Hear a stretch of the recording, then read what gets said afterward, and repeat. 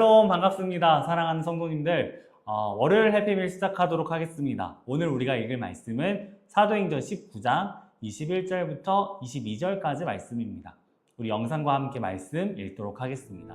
이 일이 있은 후에 바울이 마게도냐와 아가야를 거쳐 예루살렘에 가기로 작정하여 이르되 내가 거기 갔다가 후에 로마도 보아야 하리라.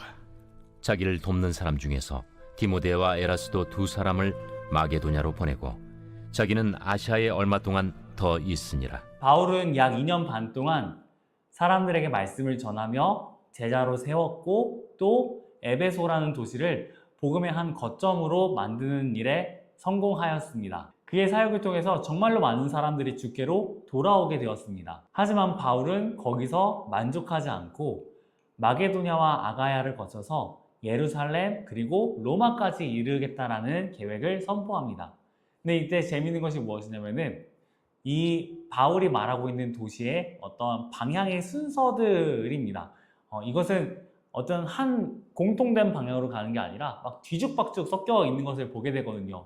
그 이유는 무엇이냐면은 바울이 예루살렘 교회에 먼저 헌금들을 전달한 후에 그러고 나서 로마로 가겠다라는 의지를 표명한 것이기 때문에 그렇습니다. 그렇다면 왜 바울은 예루살렘 교회에 거쳤다가 로마로 가야 했을까?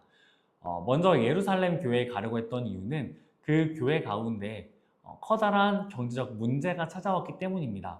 예루살렘이란 도시 자체에 찾아온 기근으로 인하여서 많은 사람들이 굶주리고 병들고 많은 문제들을 겪게 되었습니다. 이로 인해 바울은 이방 교회들에게 예루살렘 교회를 도와줄 헌금들을 모금하였고, 그리고 이제는 그 모금한 헌금들을 자신이 직접 받아서 직접 전달하겠다라고 말하는 것입니다. 그런데 이때 예루살렘에 가겠다라는 바울의 모습에 우리가 조금 더 주목하면 좋을 것 같습니다. 왜냐하면은 예루살렘은 바울에게 친화적인 도시가 아니라 배타적인 곳이기 때문입니다. 아마 바울에게 가장 배타적인 도시를 찾아보라면은 전 세계에서 예루살렘보다 더한 곳은 없을 겁니다. 바울은 그럼에도 불구하고 자신이 직접 가겠다고 말을 합니다. 그곳에 정말 이 귀한 헌금을 전하고 싶고 또 하나님께서 그들을 얼마나 사랑하시는지 알려줌으로 그들에게 복음을 전함으로 그들이 주께 돌아올 수 있도록 하고 싶기 때문입니다. 이러한 맥락에서 바울은 정말로 주님께 사로잡혀 있음을 보게 됩니다. 주님의 은혜가 그의 마음을 완전히 붙잡고 있다라는 것이죠. 은혜는 사람을 반드시 변화시킵니다.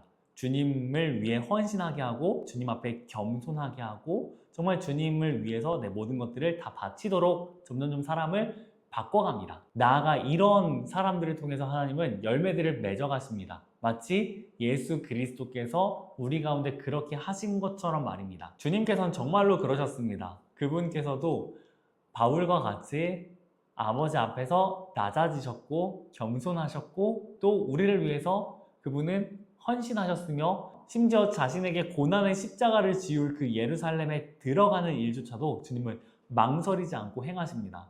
이러한 주님의 모든 것들을 통해 하나님께서는 영광을 받으셨고 우리는 구원을 얻었습니다. 사랑하는 성도님들, 이러한 주님의 은혜를 입은 사람들은 정말로 많은 게 변합니다. 모든 게 변합니다. 그래서 바울과 같이 예루살렘에 들어가기를 두려워하지 않게 되고 나아가 로마까지 나아가서 복음 전하고자 하는 모습들을 보여주게 됩니다. 바울처럼 예루살렘에 들어가는 일을 마다하지도 않고 그리고 로마를 거쳐서 사실 로마에 방문한다는 것은 로마에서 끝나는 게 아니라 로마는 바울의 입장에서 스페인으로 나아가기 위한 전초기지 같은 도시이거든요. 스페인은 당시 땅끝이라고 여겨졌습니다. 즉 바울은 정말로 자신의 민족뿐만 아니라 땅끝까지 가서 복음을 전하고 싶은 열망이 사로잡혀 있었던 겁니다. 이처럼 바울은 주님의 복음에, 주님의 은혜에 사로잡혀서 변화된 삶을 살아갔습니다. 여러분 자신에게도 저 자신에게 질문해보면 어떨까 합니다. 나는 과연 은혜에 사로잡혀서 변화되었는가? 나는 헌신적인가? 나는 겸손한가? 나는 낮아지는가? 부디 우리 모두가 주님의 은혜에 사로잡혔으면 좋겠고 이를 위해 주님의 복음을 더 묵상하였으면 좋겠습니다. 복음 안에서 나를 이토록 사랑하여 주시는 주님을 만나고 또 그 주님으로 말미암아 우리의 마음이 겸손해지고 낮아지고 또 주 앞에서 헌신할 수 있기를 소망합니다. 우리 해피 인플루언서 살펴보도록 하겠습니다. 바울은 왜 예루살렘으로 향하였나요? 두 번째입니다. 나를 위해 낮아지신 그리스도의 은혜를 묵상합시다. 그리고 주님처럼 살아갈 힘을 구합시다. 우리가 우리 자신을 위해서만 살아간다면 우리는 결코 예루살렘에 들어가지 못할 겁니다. 하지만 주님을 위해서 살아가기 때문에 우리는 나에게 배타적인 곳이라도 그곳에 복음이 필요함을 알고 그곳으로 들어가기를 마다하지 않게 됩니다. 부디 이러한 은혜가 우리 가운데 있기를 원하고, 또 오늘 하루 저와 여러분이 복음을 전해야 될 그곳 가운데서 우리가 복음 전하는 일에 망설이지 않길 소망하고, 또 우리 자신의 정체성인 크리스천이란 사실도 기억하며 살아갈 수 있기를 축원합니다. 제가 기도하고 마치도록 하겠습니다. 사랑의 하나님, 우리 가운데 또 이러한 은혜의 말씀들을 들려주시니 감사합니다. 주님, 주께서 우리를 위해 예루살렘으로 들어가 주신 그 은혜로 말미암아 우리는 구원을 얻었고, 우리 역시도 우리에게 배타적이나 복음이 필요한 그곳에 나아가야 함을 배웠습니다. 하나님, 우리가 주님 은혜에 사로잡히고 주님 은혜로 변화되기를 구합니다. 그리하여서 우리 자신을 위해서만 살아가던 그 삶들을 내려놓고 주님을 위해, 주님의 복음을 위해, 주의 영광을 위해 나아갈 수 있길 소망합니다.